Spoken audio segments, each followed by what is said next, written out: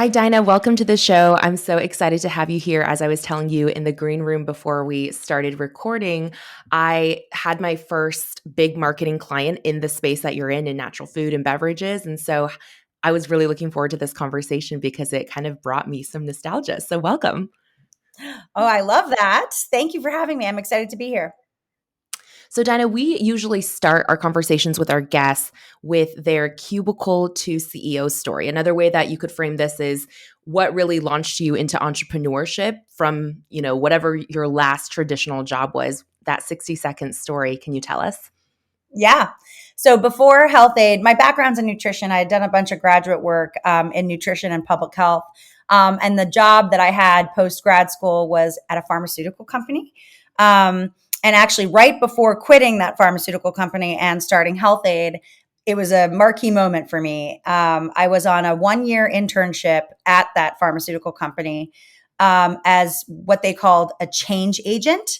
So essentially, what my job was to, I had a certain geography. I was responsible for a certain geography of employees of this pharma company. And my goal was to improve their engagement. And the reason was there were a ton of reasons why, but engagement was really starting to suffer in the company. The culture was starting to go downhill.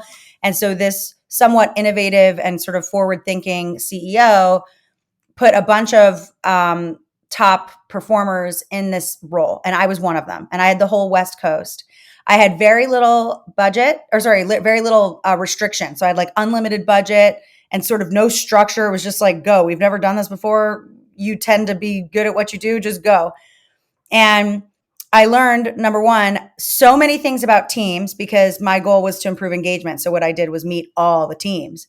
And I learned what makes teams, perform, what makes them not perform, what type of leadership works, what type of leadership doesn't work. How impactful is it when someone is engaged versus not engaged on productivity and performance of the business? So it was like a crazy, almost like business school degree in people and what makes them tick. And that was just so fascinating. And I learned so much. And then number two, I also learned that I was good at it. I was good at getting people to elect back in and like join the movement or whatever. And so when that internship ended and I went back to my sales management job, I was like, oh no, I have to do something so much bigger. I've got to do something. Like I really wanted to build a team. So for me, starting Health-Ade was driven by wanting to build a company of people. I could build a culture of performance and of one of real positivity. That was sort of my goal. It was actually building a company of people that was my driver. That's incredible. I love that you found this vehicle through, founding your own kombucha brand to do that through. But it's funny, you're actually the second guest we've had on our show that has a background in pharmaceutical sales or that background. And both of you are very, very people oriented. She Mm. mentioned that too. So that's kind of an interesting trend I'm noticing. I'm not surprised considering there's so many different personality types that you meet in the field that you really have to learn how to, like you said, cater toward or be Mhm. able to communicate with.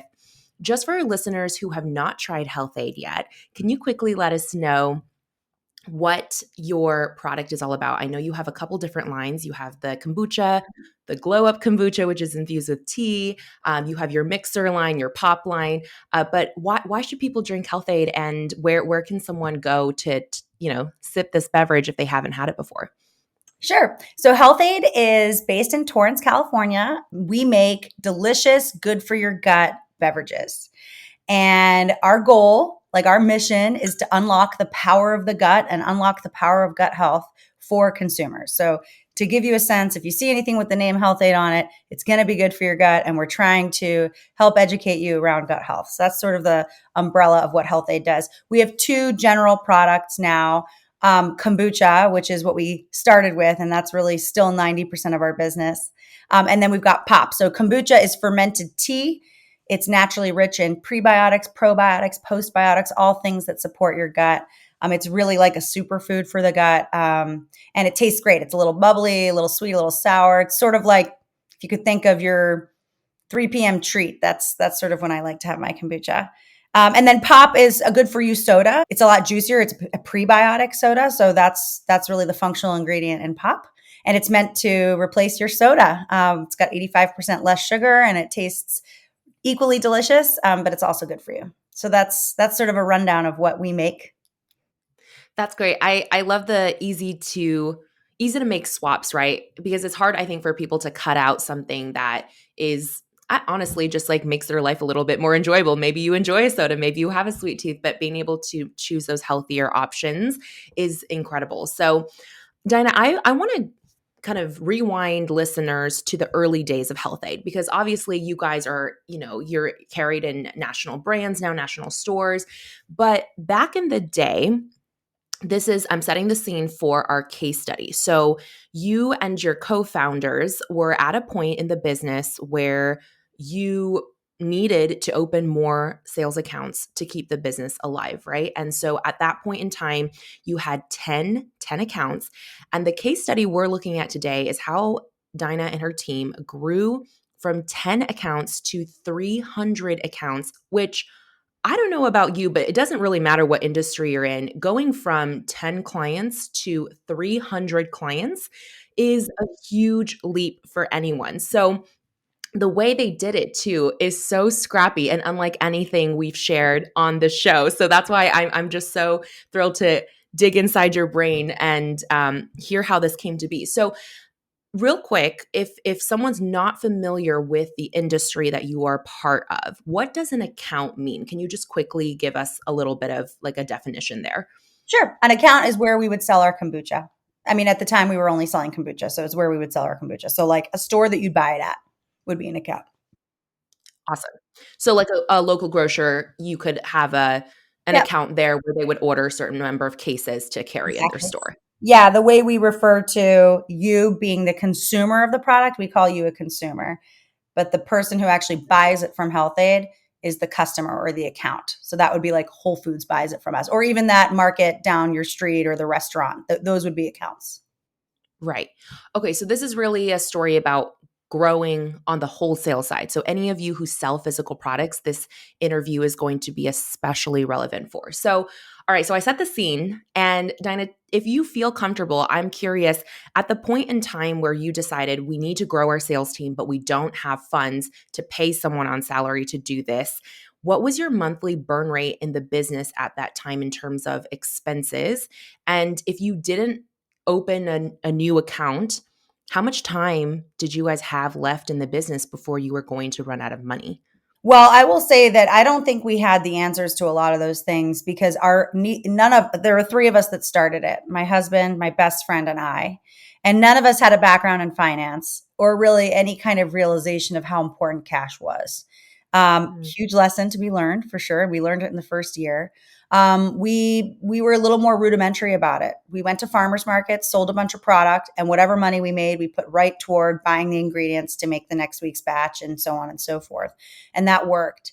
Um, we found that at farmers markets, people buying one bottle at a time obviously wasn't as fruitful as stores, which would buy cases at a time, right? So we learned quickly that it made sense, more bang for your buck, if you will, if you sell to stores. So we started self distributing to stores. And at that point, it just sort of was like, I think it's hard for me to say what the actual burn was because, again, we weren't that great at managing it. We just always seemed to have just enough. Um, but my guess is now that we are very sophisticated, of course, at understanding our cash burn and what our costs are, I would guess that we were probably upside down at that time and making it for far more than we were selling it for in those beginning times. But for sure, with volume came reductions in that cost, which makes sense, and efficiencies. So I would say at that time we were probably making, if we were only in 10 accounts and 7 farmers markets, I know that year we made about like $500,000 in revenues, which is actually quite a lot for farmers. Most of that was farmers markets. Very much, yeah. And we were probably burning that plus 10% because we were able to make ends meet, and it always seemed to be like just enough. That's really impressive, I'll say.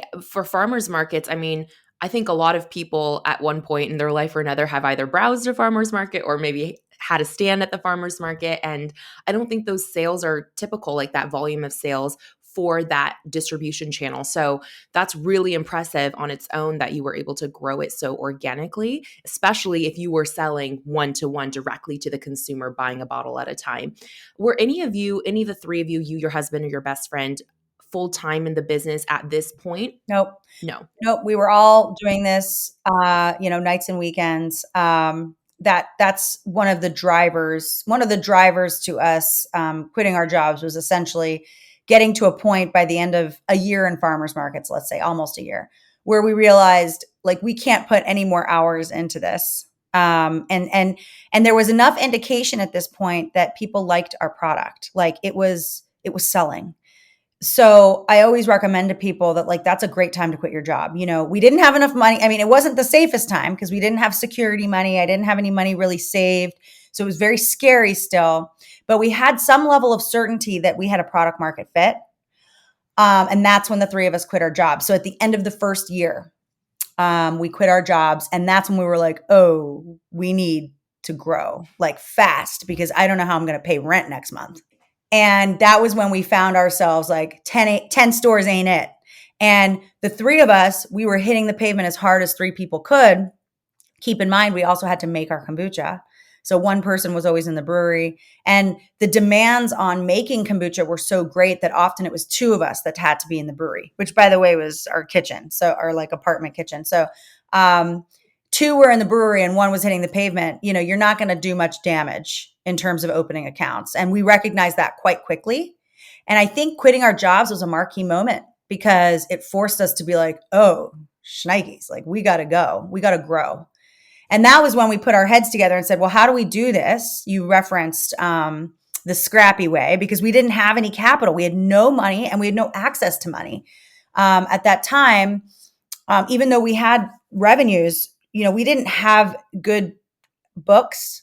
So when we would go to banks and stuff and we're like, look at all the revenues we have, it wasn't something they wanted to give us a loan over basically. And also we had no assets for them to leverage. So, we were kind of straight out of our first jobs and still had, school debt and personal debt. So nobody gave us a loan. So really we had no options. And I don't think our business was quite at the level yet where friends and family would have invested.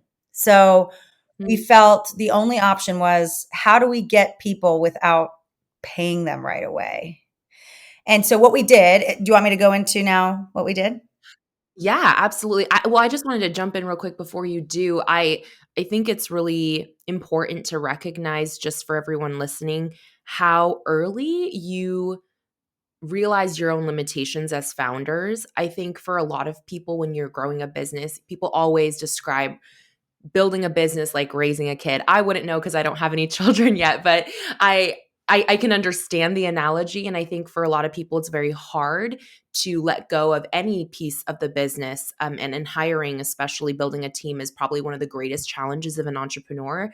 And one of my friends actually recently said, entrepreneurs can often make really crappy leaders. And so I think it's cool that you went into this business already having a really strong background in people building and team building. And so how cool that you recognize the limitations of what the three of you could really do in terms of making movement in opening accounts. And even though you didn't have the funds to hire team members on full-time or even part-time, quite frankly, you came up with a solution to get more hands on deck. So yes, dive into your independent sales rep, Scrappy Craigslist strategy.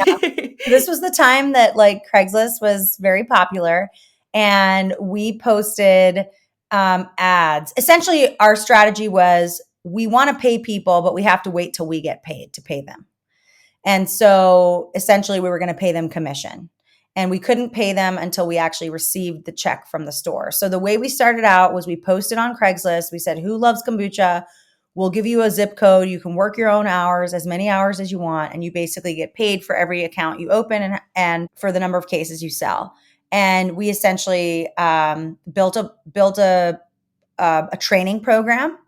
We had them come over to Vanessa's apartment. Vanessa lived in one of these high rises that like had like a business section, like a business office section or whatever.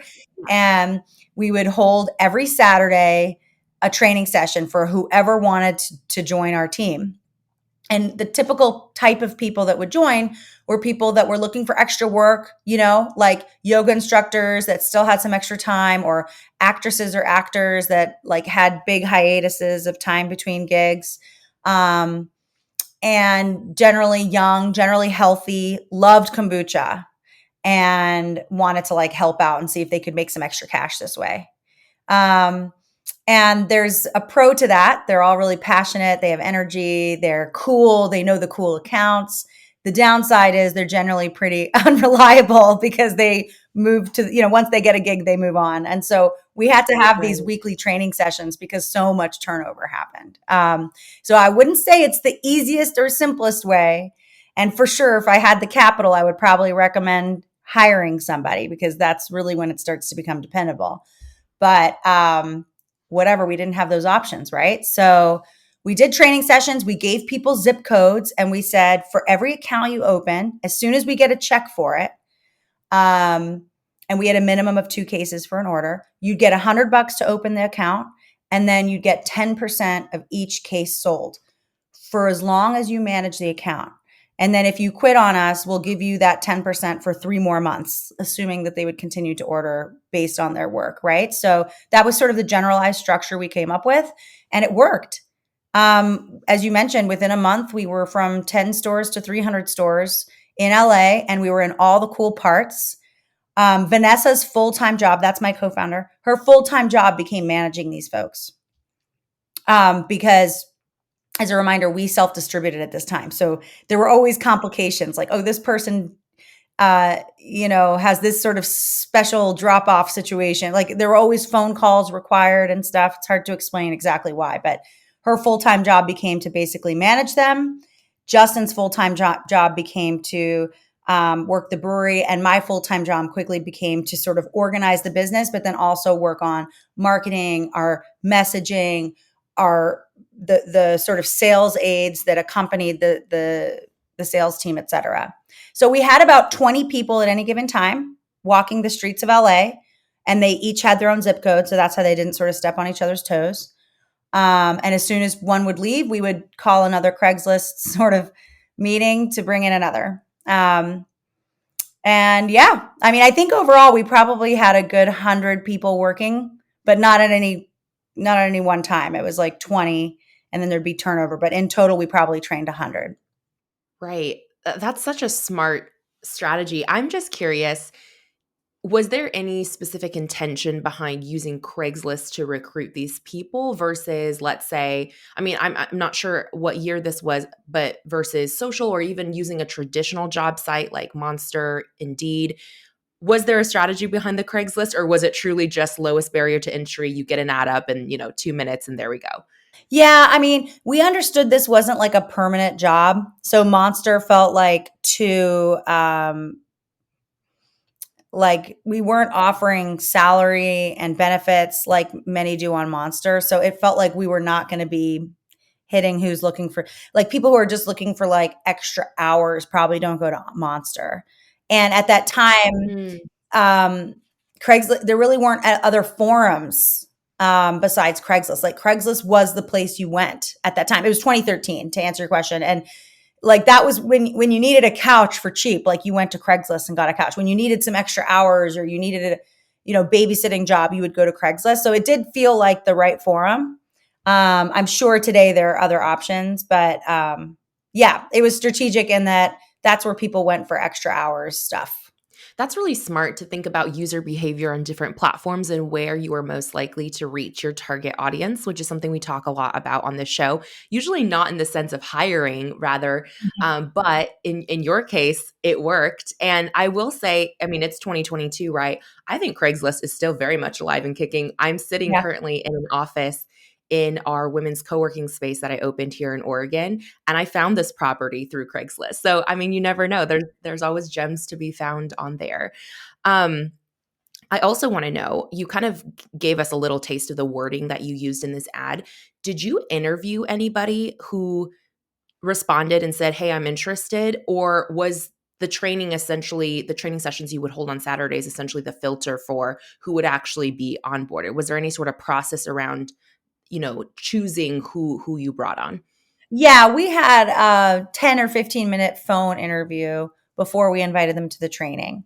And what we were looking for is somebody who could like communicate, potentially represent our brand well. And to do that, we were looking for somebody who's into health, somebody who loves Mhm. kombucha. So yeah, we did have some filtering before we invited them. Interestingly enough, just naturally, most people that even call to quote unquote apply were already that.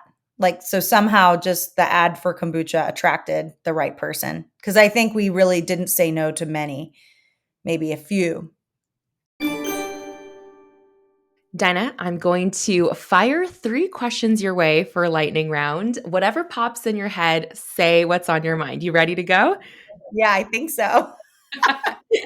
This is always everyone's like most anxious part, but you're going to crush it. All right, question number 1. If you could sing one song on American Idol or The Voice or whatever national show, what would it be?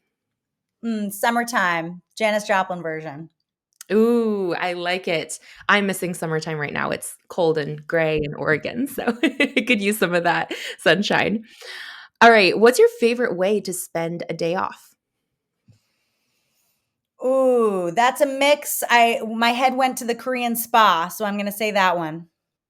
Okay, Korean spa, that's really interesting. What is the best service someone must try at a Korean spa? Tack on question. I know I'm cheating a little bit, but I'm just, selfishly, I want to know. That's an easy one. I would say scrub and massage. Don't just get one. You Don't heard just it do the here. scrub and don't just do the massage. Get the scrub and the massage. You won't regret it. Awesome. And final question, if you could come back in your next life as an animal, what animal would you be? Oh my gosh, I got asked this yesterday and Did you really? I answered and I can't believe I'm going to say it again because I actually don't really like this animal, but it's a crow. I can't Really? explain. I know. Why would you want to be a crow? But I They're learned really about smart. I learned about crows. They're like they're very loyal and they love their family. They'll do anything for their family. They're smart. They communicate really well. Um, they're like scrappy. Like they survive in almost all circumstances and climates. So I don't know. There was something about the crow, and I kept learning about it. And I'm like, wow, they're actually really phenomenal beings. And then of course they can fly, which I feel like is something I'd like to do in another life. That's a really good answer. I think that's the most thought out answer I've ever gotten to that question. No, but it's true. It's really true. It's so funny actually. I have to tell you this story because we sometimes get crows in our backyard and my fiance, he knows about crows like you do. So he's always out there like, I'm going to feed them and I'm going to train them and they're going to be super loyal to me and I'm like, "No," cuz like we just get these we'll just like start getting flocks because Yes. he feeds them and I'm like, "They know, they're smart, they're going to come back." And then at this one point, oh my gosh, one of our neighbors, like, I think maybe they got freaked out by the crows. I'm not really sure, but then they put like a bunch of dead crows in their, or like fake dead crows in their yard. I'm not joking. Like one day we drove home and pulled into the driveway and it was like, just like dead fake crows strewn across their yard. And then all the other neighbors started getting involved and they were like, "What's happening? Like, why are there all these dead crows on our street?" It just turned into this whole thing. And I was like, "Dustin, this is all your fault. Like, you started this." Oh my God, neighborhood of dead crows. Well, they are one of the only birds that when they see a dead crow, when they see a dead version of themselves, they'll actually move away. A lot of Yep. birds aren't even that smart to know that. So that could be why they did it. But I know, I mean, who wants to be a crow? They're kind of annoying, they're loud, but in the world of birds, they're one of the smartest and most likely to survive, eons and eons. So I think that's pretty cool. I think so too. Crows for the win. They're the underdogs today. Thanks, Dinah. Thank you, Ellen. Right. Well, I mean, I think kombucha as a product is very much it's one of those things that people they identify with in who they are, right? It's kind of like coffee. Like people make coffee part of their personality. I think kombucha is kind of like a similar concept. Like you really have to align with the product to want to promote it. So I Especially then because it was a much more of a niche thing back then. I think now it's way more mainstream, but right. people who knew and loved kombucha back then were definitely into health and wellness and like a little bit more like alternative, if that makes sense. Yes. They were kind of the up and comers in that trend in the health. Or I shouldn't say trend because it's really a mainstay, but I guess at the time it was an emerging trend. Right. Yeah, at the time it was a trend for sure. So your Saturday training sessions, I want to talk to you about this a little bit. I know that not everybody listening to this show is necessarily, selling e-com or selling in physical stores, but I think this idea around hosting weekly or regular training sessions for people who want to be ambassadors or promoters of your brand is something we all could learn a lot of in the online course space that I'm part of or services space. We often use affiliate marketing as a strategy to get in front of new audiences. So I'm curious, how did you structure these training sessions? Like, what did you feel? I mean, you only have, I'm assuming, a few hours with these people on one Saturday. So what did you feel were the most important things that they had to leave that training with to be fully prepared to have the best chance at success when they were going door to door cold selling to these different stores? Yeah. So our training, and it's a good point, by the way, just as a side note, like that was the seed to a tree that very much exists in our company today, which is continuous training and training overall. It is so important to not only think of the very sort of linear aspect. Many people only train, for example, the sales team or the marketing team. But I found it always very important to train everybody. Like everybody should know, because everybody, in a sense, is a salesperson. When you're at your Thanksgiving dinner and somebody says, "Where do you work?" and you say Health-Ade, and then they're like, "Oh, what's kombucha?" You're a salesperson right there. So it was important to me to institute training across the board. So I think that that is important. But at this time, it was, just these people coming in because it was them and the three of us. And our training basically consisted of really two parts, maybe three if you include like the introduction. So we always started with, who we are and why we're here. That was the introduction. And then the two parts were one, what is kombucha and why is gut health important? So there was an element of just teaching and educating people around the importance of gut health, the impact of gut health, and what kombucha actually is. And then the second part, which I think so many people miss, is how you actually talk about it. Like what we actually want you to say when people ask the question, what is kombucha? I really felt like if we want to win, everybody's got to be saying the same answer. And it's got to be an answer that's really simple, easy to memorize, easy to understand. And that was, I think, a very important part of the training is sort of like, these are the top 5 questions you're going to get. This is exactly how you answer them. And in that part of the training, we actually did like role playing and made sure, like Vanessa, two of us were always leading the training. So it was either Vanessa and me or me and Justin. And one of them, like we would essentially sit down with each of them, and they weren't allowed to be our reps unless they literally said it verbatim perfectly. And I think that was something we learned from the pharma world because that's how pharma operated. Mm. They were very strict about how you would answer doctors' questions. And so maybe it sounds a little bit like brainwashing, but I don't think it is, because you're actually just giving the team the tools they need to be out in the field and answering questions the way you want them to. Building that training was a big deal, right? You had to think through what's the best way to answer this question in the most simplistic way so that you can have a team, an army of people saying the same thing. I think that brand consistency, to your point, is so vital. And I agree with you that a lot of companies minimize the value of having that congruency across the board, whether or not someone works on the sales team, whether they're in customer service, honestly, even whether or not they're your consumer, right? If they're just drinking your brand and someone asks them, oh, what is that? I haven't heard of that before. You want to make sure that you're giving them the right words to say. And I also agree, it's not any form of brainwashing. I really think it's actually protecting your brand. I'm probably going to butcher the quote, but I was at a retreat recently, and my friends who work specifically in branding, they reminded me of a Seth Godin quote, and it said something like, every form of interaction with your you, like you or your company or your team, that's branding. So it's not just the logo, it's not just the mission statement. It's like every form of experience that someone has with you, right? Yes. Yes. And I will say this, another thing companies miss is the opportunity to understand what message actually works. And one of the benefits we had was being out in the farmers markets, talking to 100 or more people at each market. And you learned very quickly what it was like to say the answer.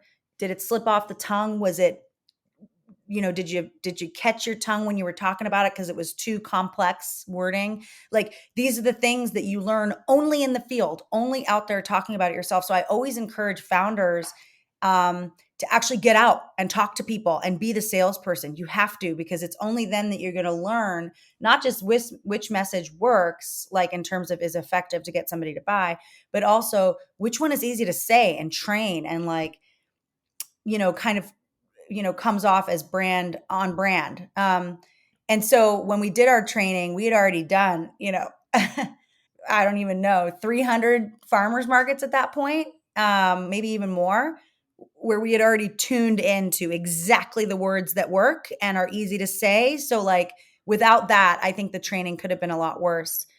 And I have to say, so many founders I meet have not even really gone out and sold their product to a person, Mhm. and that's a problem to me because you don't actually know. Those farmers markets gave us immediate one-on-one feedback to our messaging. And you could you could evolve it ever so slightly and see if that was better. And over time, we almost like machine learning, Yeah. we learned the best message quite quickly. Yeah, I think the key takeaway there is, and thank you for just putting it into such an applicable situation, is that the way that you interact or think about your brand is very different than how your end customer or consumer would think about or experience your brand. And so I love how you were so keen to pay attention to the words that they were using, and really infusing their language into your messaging. And also, of course, like watching their facial reactions, seeing if it seemed like, oh, that was a little bit difficult to process what I just shared there. Just basically minimizing the amount of brain calories someone has to burn to really understand your message. And now that you've shared that whole process, I want to know, what was the winning message that you land on if someone asked one of your sales reps, what is Health-Ade or what is kombucha? How did you want them? How did you instruct them to answer? Yeah. So, what is kombucha was a very simple answer. Kombucha is fermented tea and it's naturally rich in probiotics and healthy organic acids.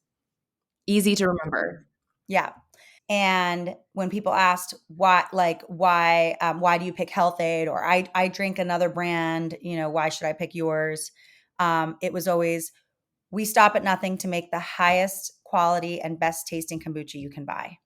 And then underneath that, there were like all kinds of things that the person could share as examples of that. But I always trained everybody to make sure they started with that umbrella statement. And let me tell you why. I learned quite quickly, and I had so many passionate brand ambassadors working for us at this time. And I would go and like, not secret shop, but I would like watch and learn occasionally. I was always in the field, like listening, because I wanted to first make sure that they were being on brand, and but then second, to make sure it was working. And one time I saw a brand ambassador who was very capable, very educated, very passionate. It was not her fault that this happened. It was mine. But I saw a customer come up and say, why, I drink GT every day. Why should I drink Health-Ade? And she said, she flustered because there were so many reasons we had given her, 100 reasons that we were better. And the reason she picked out of the hat in that moment was, we're the one in the brown bottle that preserves the probiotics. And then he walked away. And I was like, what a missed opportunity. Hmm. Because you get a customer for 5 seconds sometimes at these things. They ask one question and they move on. And what a shame that he walked away thinking the only difference is that we were in brown. Now, that is a benefit of ours, but I would say it's like 10th on the list in terms of Right. priority. And so that was sort of a clear thing to me that, like, okay, we need to train these people to start with an umbrella statement that kind of like, if the customer only hears that, at least they walk away knowing we're the best tasting and highest quality. Now, if you have more time, you can start to go into the things. But so many times I see this, by the way, in the field. That's why I'm making a point of it. When I'm like sampling products, they'll give me one benefit that I'm like, oh, that's not even close to the most important benefit. And I'm going to walk away. And, you really, whoever is training you didn't really think through what's the umbrella statement and then what are the priorities of the features and benefits. So anyway, long story short is everybody had to start with best tasting, highest quality kombucha you can buy, and then they could go into the benefits. That is really helpful. And I like the approach of the umbrella statement because like you said, it's kind of a conversation starter, right? It's a okay, this is what we stand for. And then I'm assuming most people, if someone shares something like that, they're not just going to stare back at you blank face. Like they'll probably follow up with another question or perhaps a Like statement. what And makes you better? Right. What do you do that exactly. makes you better? Exactly. Yeah, that's so smart. And I think we can all kind of apply that to our businesses. So if you're listening to this today, maybe think about, are you equipping your customers, your affiliates, your brand partners, whoever they are, with the right words to describe your brand in a consistent and clear way? And then also thinking about all the things that differentiate you and make your solution the best right solution for your customer. Are you able to suss out what is the highest priority thing that someone needs to take away and remember about your brand or your offer versus some of the lower down items that it's like a, if we get there, that's a bonus, but it's not a necessity. So that's a really great strategy. You did mention that there was a lot of high turnover with your independent sales rep team. Naturally, like you said, because these were people coming in for, a little bit of extra cash, maybe a side gig while they were waiting for their next big thing. How did you manage that level of turnover and beyond the monetary commission, which I think is actually very attractive, right? Because there was that recurring model, that recurring revenue model built into your commission structure. So outside of incentivizing them with just more money, was there anything else that you noticed really incentivized your top earners on your team? Mm-hmm. Yes. Good management and leadership. And this is one of the reasons we put Vanessa on it full time. And I don't know if it's irony or not, but she ended up being the chief of sales and distribution for our company for the 10 years before we sold it. So she started at that very early time, already in the job she ended in, and she did it extremely well.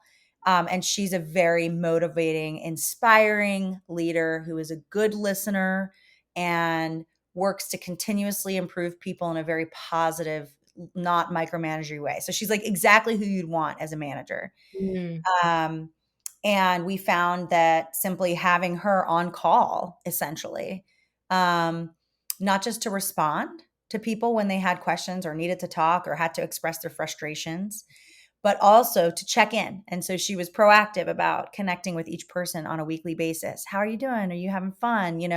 Um, what's your biggest challenge? How can I help support? She would go out into the field and support them. So I do think this is also a mistake a lot of companies make. Often they'll delegate some. One of the popular things to do is to hire like brokers to go sell your product for you. And I think that's a perfectly fine model if you have the money to pay for that. But I think the miss is if you just like assume that that's like a check box that's already complete. Your broker, your agencies, whatever they are in marketing or sales, are only going to be as good as you manage them. And mm, even though it's a group of brokers and they're telling you, their salesperson is telling you, we got it covered, no problem, we'll check in 3 months. I promise you, you're going to get a week of really great effort, support, sales even, and then it will trickle off because that's how people are. And you have to consistently engage them. It is not a one and done thing. So be careful if you're writing a check to somebody and assuming that's been completed. I promise you, you need someone to manage that whole thing.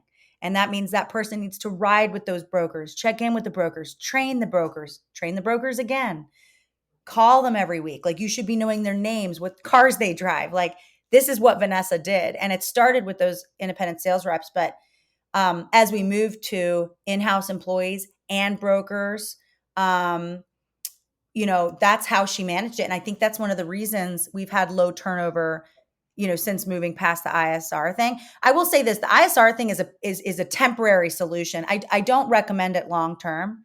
I think it works because it's so transient, it requires so much management. It's like not efficient, but it's cheap. It's cheap because you didn't have to pay the money to them until you got the money from the store. You would just essentially take that check and cut a piece of it to them. So it worked. It never required overhead. Mhm. Um, but it was very difficult to manage. So as soon as we had capital, we moved away from that model. And that was a great relief. But a lot of the lessons we learned, we took with us and maintained with our current employees. So in some ways, having that difficult um, type of employee, and they weren't difficult because inherently as people, they were difficult, just the concept of that kind of like, yeah, that difficult employee forced us to have the best sort of support so that it was as good as it could be. And then I think that allowed us to hit the ground running when we actually hired people because we maintained those types of like support systems that were really good. Does that make sense? It does, it does. Absolutely, and I think you bring up another great point, and it reminds me of something that one of our other podcast guests had shared, Michelle, um, earlier in this year. We had an interview with someone, and she mentioned that you have to do as a startup, you often have to do the unscalable things first in order to do the scalable things, and so I think it's great that you share that the ISR, the independent sales rep route, was what you needed for your business in that season because you didn't have the cash flow for any other option. And it got you the momentum, right? The 300 accounts that you needed to have the cash flow and the funds to then move into a different strategy. So, what's now isn't forever. And I think that's really been a theme of a lot of my conversations lately with entrepreneurs, both on the mic during this podcast interview, but also I think just casually in everyday conversation. I think this idea of impermanence and being okay with accepting that not everything you do has to be forever, and that iterative model is so smart and so key to your long term success. Mhm. I love it. I'm so glad that resonates. And now that you're long past, I guess, this ISR model, how long did you stay in that season before you guys moved over to, having in-house employees that you train from the ground up to be with you long term as salespeople? Yeah, it was about 7 months. So to give you a sense, 2012 was farmers market days and the three of us doing it alone. And it wasn't the full year because we really only started in March. So it was like Mhm. 3/4 of a year. Then at the start of 2013 is when we did the ISR model. And then we got our first investment um, right around like the fall of that year. So I would say 7, 8 months we did the ISR model. And as soon as we got capital, we took two of our ISRs and hired them full time, like our two best ones. And the cool thing is they're both with us today, 10 years No way. later. Yes. And they are like Wow. in the company. So it's pretty cool that happened. And I think they would say it's pretty cool too. Yeah, I think it speaks volumes of your leadership and, like you said, of the culture that you always dreamed of creating. You did it. You created a culture where someone would want to plant their roots and really grow their career, and I think that's phenomenal. I think that's something we can all aspire to as business owners. So, huge kudos. I think that really is kind of like the winning thing of, even above all the sales and incredible growth that you've seen, which, today if someone's listening to this, Health-Ade has obviously, become really a national product. So what grocery chains, what stores can people, hop over to Yeah. today to grab one of your products? So we're in about 60,000 stores across the US. We're in almost all the grocery stores. So I would say like 85% of the grocery stores all across the nation. So it'd be hard for me to list those all out, but Right. I'm pretty confident that your local grocery store will carry it. And if they don't, you can ask them and we'll be sure to open the account as soon as possible. But yeah, like all the Kroger's, Whole Foods, Trader Joe's, even I think 6 or 7 regions of Costco. So it's I'm pretty confident you'll be able to find it. I love that. So that's your homework assignment today. Go grab yourself a Health-Ade kombucha or pop and apply the notes that you learned from Dinah today. My last question for you, Dinah, thank you, by the way, for your transparency and all of your hindsight is such wisdom, and so few of us have the ability to gain the level of expertise that you have running a business for over a decade. So my final question to you is, what does being a CEO mean to you? The vision I see when I think of CEO is not a person at the top, but a person at the bottom. And so I think a CEO means, as far as people go, your job is to lead the strategy, but actually support the people. If you hire really good people, all you need to do is make sure they do their best.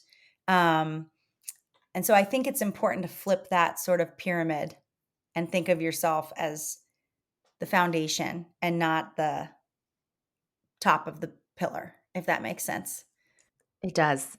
It does. I see that really clearly in my mind, and I think, I mean, the woven theme throughout your advice and your conversation today has really all been about the people. The people are what really matters at the end of the day. We really align on that front. I always tell people are your greatest assets in business, and I think that you exemplify that just incredibly for all of us. So if you're listening to this, make sure you check out the show notes to follow Health-Ade and click on their website. Go search your local zip code and see where they are in a store near you. Thank you so much, Dinah, for your time. I really love talking with you. Yeah, me as well. Thank you.